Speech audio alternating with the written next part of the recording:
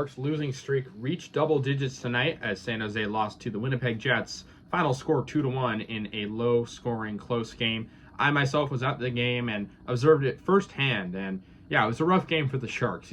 They're desperate to win, 9-game losing streak. Of course, when you're losing like that, morale is down on the team, and you can tell, this team is just, it's one on opposite side of the spectrum and the other, right? You have the Winnipeg Jets, who have extended their point streak to 10 games, which actually ties a franchise record. And the Sharks, of course, now losing 10 games in a row. The second time this season the Sharks have lost 10 in a row. Of course, they lost 11 to start the year and have lost now 27 games in regulation, 3 in overtime. And yeah, it's really rough right now for San Jose.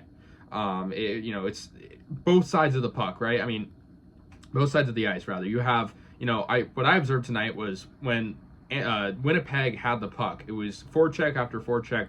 They were much more physical, especially on offense. Their passing was like clockwork. It was, very much consistent, and the Sharks had trouble defending it. I felt like Winnipeg was always one step ahead of the Sharks, and it showed in this game. The Sharks actually did take a 1-0 lead in this game to start, blew the 1-0 lead, and Winnipeg scored the next two. Morgan Barron scored, tying it up. That was the equalizer for Winnipeg, but the Sharks opened up scoring in the second, midway through. No goals in the first half of the game. Alexander Barabanov scores for the second straight game, and it was assisted by William Eklund and Ty Emberson.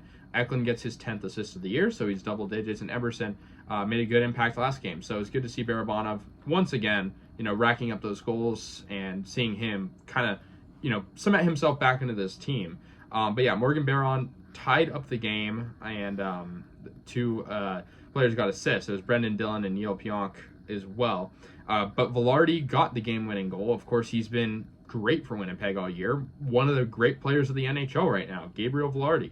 On the power play, his 8th of the year, Ehlers and Scheifele get assists. Scheifele's 25th assist of the year. He's been very, very good. And this Winnipeg team is just 1 point back of the Central Division lead. Of course, that belongs to Colorado right now. And it's a tight race between Dallas, Winnipeg, and Colorado. But I really am liking this Winnipeg team. I mean, they're kind of an underdog, and I've always admired them. Connor Hellebuck was the player of the game, though, for the Jets, allowing 1 goal, 96% in net, 27 saves. But it was a really good game for both goaltenders. Mackenzie Blackwood had 28 saves, of course, did allow 2 goals. The first one he allowed wasn't too good. It was kind of, the puck just kind of went in off the goal line. Kind of an unlucky play for Blackwood.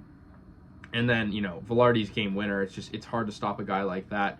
The Sharks actually controlled the faceoff, almost 70% for San Jose. Shots were about equal. Sharks started it out just really slow on the shots, but picked it up later. Winnipeg was a lot more physical, though, with hits and whatnot. Of course, the penalty to the Sharks is what ultimately lost them the game. But, it's tough, man. I mean, just 10 losses in a row at this point in the season, because we're still, we're not even on the All-Star break yet. San Jose, it's just league worst. And we expected something like this, but it's just really tough right now for the guys, especially the younger guys. So, we'll see what happens with the Sharks, this upcoming, few weeks before the All-Star break. But right now, I mean, it's tough. And the Sharks have back-to-back games against the Leafs. And I think we all know that's probably going to go. So we'll see what happens. Sharks lose 2-1 to the Winnipeg Jets. I was there. Fun game. Not gonna complain, but, a tough loss for the Sharks. I just think, they got to get more guys involved. It was an interesting first line tonight, and I do think that, with the Sharks, with the combination of veterans and younger guys, it's like we're going to start hearing more stuff about trades in probably the upcoming weeks. But I think right now I wonder, like, who's going to get moved and whatnot, because I think a lot of the older guys are, like, playing all right, and I think the younger guys are developing at a good rate as well. I just think it's the team chemistry that's not really there, and I think the growing pains is what is holding this team back. But other than that, I mean, I think this team just has a lot to improve upon, especially on the defensive side. Tonight, it was more the offense. I feel like, yes, the Sharks were getting shots, but they weren't necessarily quality shots, and that's something that the score sheet doesn't necessarily say. And a lot of those shots were just not, you're shooting on a guy like Hellebuck, you're going to have to get a good, crafty shot, and a lot weren't. And Barabanov did a great job with, getting that setup from William Eklund, and that was great. But, a lot of the other attempts were not great. And so, Yeah. Winnipeg also has allowed 3 or fewer goals in a franchise record of 27 games. Their defense is stout. Their goaltending is too. And yeah, I mean they're a team that thrives on defense, doesn't need a ton of goals to win, and we saw that tonight with they only needed 2. So we'll see what happens in the upcoming weeks with this race in the Central Division. Very interesting. That'll do it though. Let me know your guys' thoughts. I'll see you guys later, and yeah, go Sharks.